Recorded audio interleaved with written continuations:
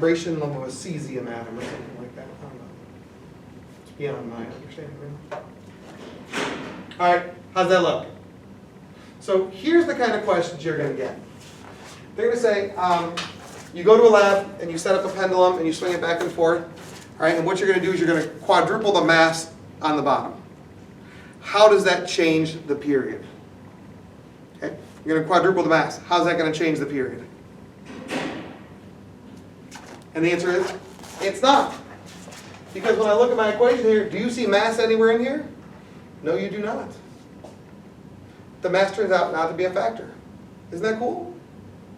All right, what if you want to double the period?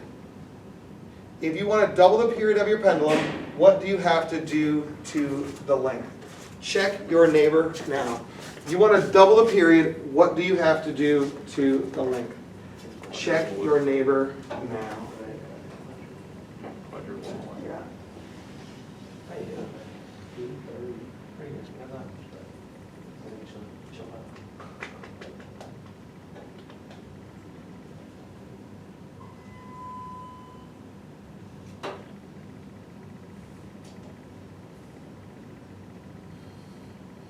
All right, what do you have to do?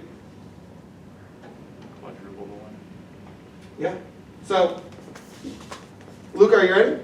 Yeah. So this is at 22 and a half. This is at 22 and a half. Now we're going to be a little bit more precise this time.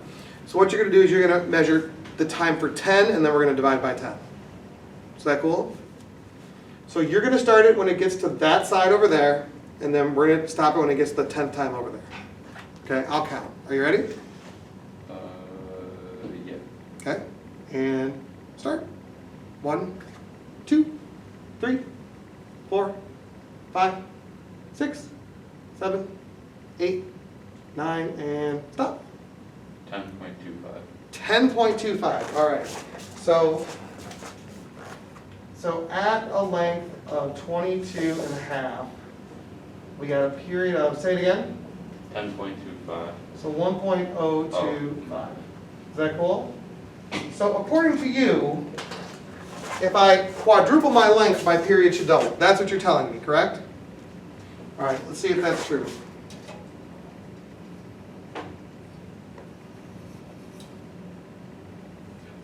All right, so 22 and a half times 2 is 45. So times 4 is 90. So at L is equal to 90, what are we expecting?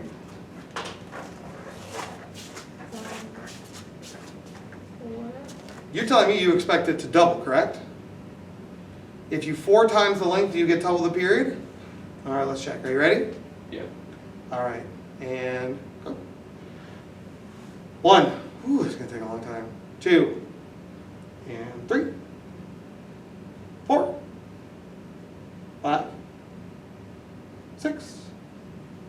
7. 8. 9. And get ready and stop. 19.46.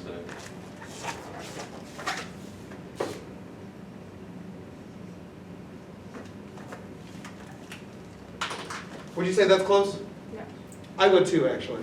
So we notice that when you go times 4 on the length, we end up with times 2 on the period. And that goes with our square root relationship here, doesn't it? Because look at it. If I know that the period is equal to some coefficient times the square root of the length, if I take my length and I go 4 times the length, well, what's the square root of 4? That's 2 times the period, right? Is that cool? I love this. Okay? I love this. So on the AP test, you may see something like square root of L over G. It's on the equation sheet. But think about it in conjunction with one of those planetary motion questions where you have a new planet, it has a certain mass and a certain radius compared to that of Earth. What's the period of the pendulum? Right? So you'd have to figure out the new G value and then use this to find out the new period. Does that make sense? I just think it's like the most interesting thing. Cool? All right, I am ready to transition because I think it's time for transition.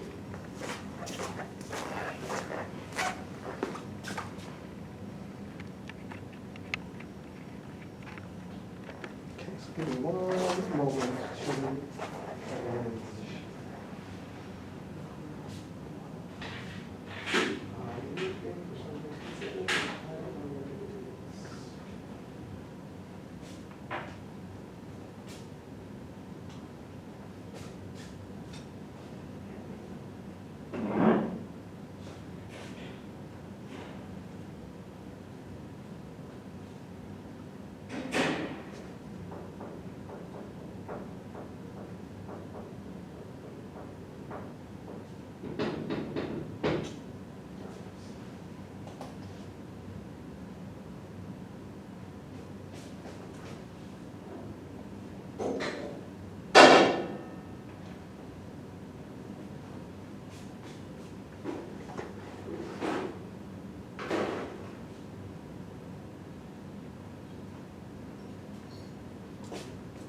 Would it be a jerk thing for me to say, I hope no one comes to my afternoon classes?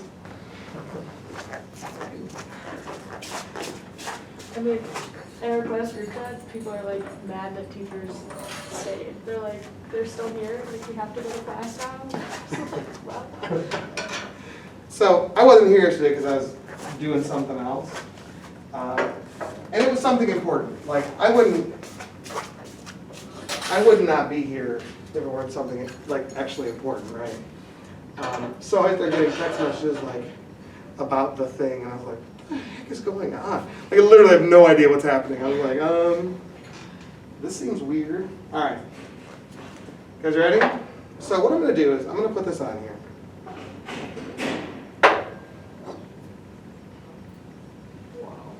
All right, how's that look? A strong sweat. It is actually. I agree with you. I thought it was going to be less, but it is.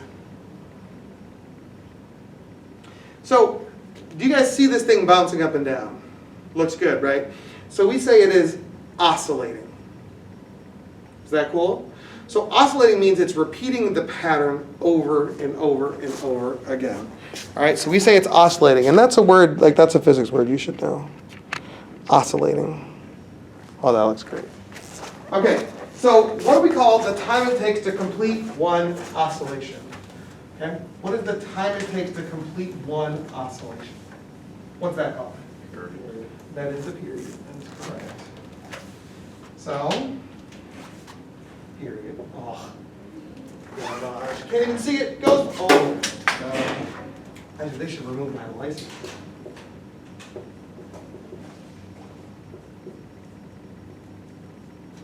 Okay? Now, the period, it's the time it takes to complete one oscillation. We call it the period. But really, the units are not just seconds, but seconds per oscillation. Now, it's implied that if you're measuring the period, it's the time it takes to complete one of whatever it is. But what we saw was, when we went to calculate this, we did the, oopsie.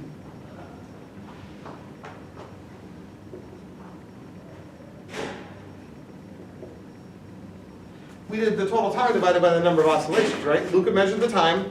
We knew it was for 10 oscillations. That's how we got the period. Is that cool? There is a related concept here. There's a related concept that tells you how often something happens. And it is called the frequency.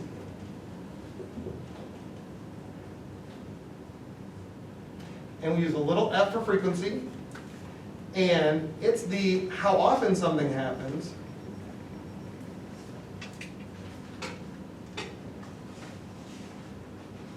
so it's oscillations per second. Now, the word frequency goes with the word frequent, which means how often, right?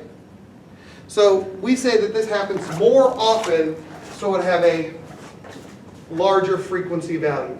If it's happening more often, it has a larger frequency value. It's more frequently happening.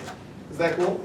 And if you want to calculate this, what you do is you take the number of oscillations and you divide by the total time. So I want you to look at those two concepts there and tell me, how are they related?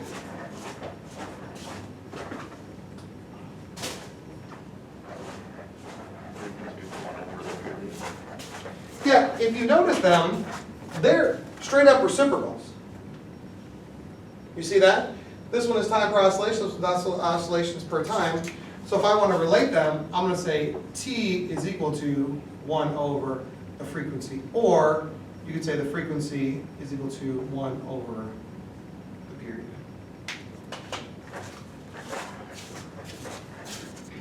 Is that cool? All right. So you're going to need both those concepts coming up here. So, can I measure my spring? Yes, sir. Could you calculate the frequency as, what would it be, 1 over 2 pi times root g over L? Or does that not translate like that? No, that is 100% correct.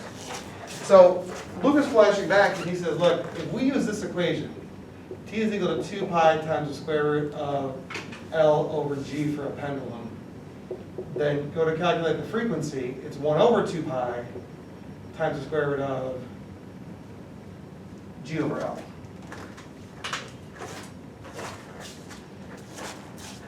That's super appropriate actually, because you're going to see that, right? If they ask you for the frequency of a pendulum.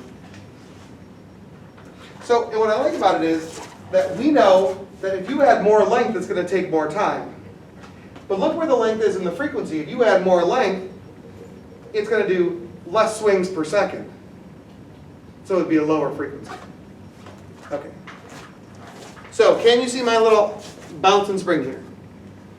I want to know, can we measure the period? Totally. Right? All we need to do is take the time, number of oscillations, we're good to go. Yes? What is a factor that you could change about this that you think might affect the period? Tell me one. Spring constant. There's one, spring constant. Give me another one. That's what I was going to say. Really? Yeah. You guys are so awesome. That is 100% correct. If you used a different spring here, do you think it would affect it? Okay, let me get a different spring, because I didn't think you were going to say that. But I like the fact that you did.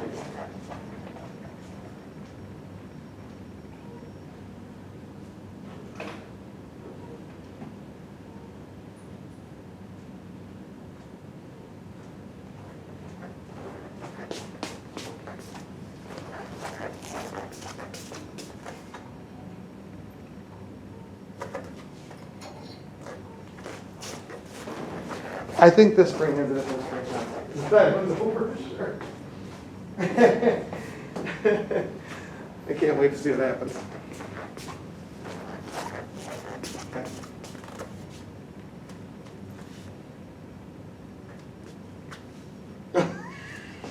Okay.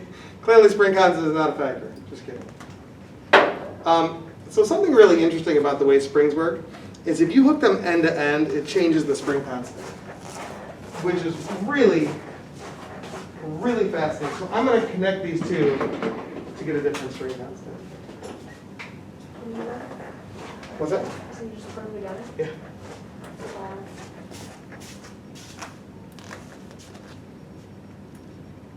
I'm going to use a paper clip, but the way you put them together mathematically is very cool.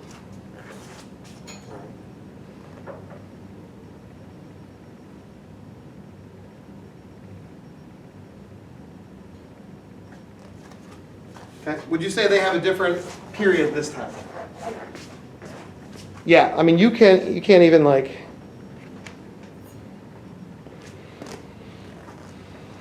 which one takes longer to go up and down? This one takes much longer, yes?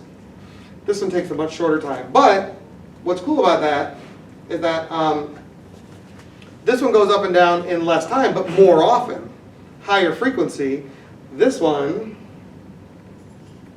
takes more time to go up and down, but it doesn't happen as often. Smaller frequency. So I think spring constant is a legit thing that you could change that would affect the period. Okay, that's one. Give me another one. What's another thing you might change that might affect the period? Yeah, I mean, look at this one here. okay? And then look at, I'm going to double the mass. Does it take more time or less time? I think it takes more. You can judge for yourself. Is this one less time or more time? This one looks like less. So tomorrow, we're actually going to do this. We're going to do each of these labs, and we're going to see how do these each affect the period. And we're going to see if we can't synthesize them together to form one new idea. Is that cool? All right. That's it for now. What questions do you have about like what's going on procedure-wise? So the practices, we just like do them and then turn them out. Just do them, and then we'll look at them. Okay. I'll provide you with the rubrics, and then we'll see how what you did compares, and we'll tell this. Okay, and then yesterday there's a quiz class.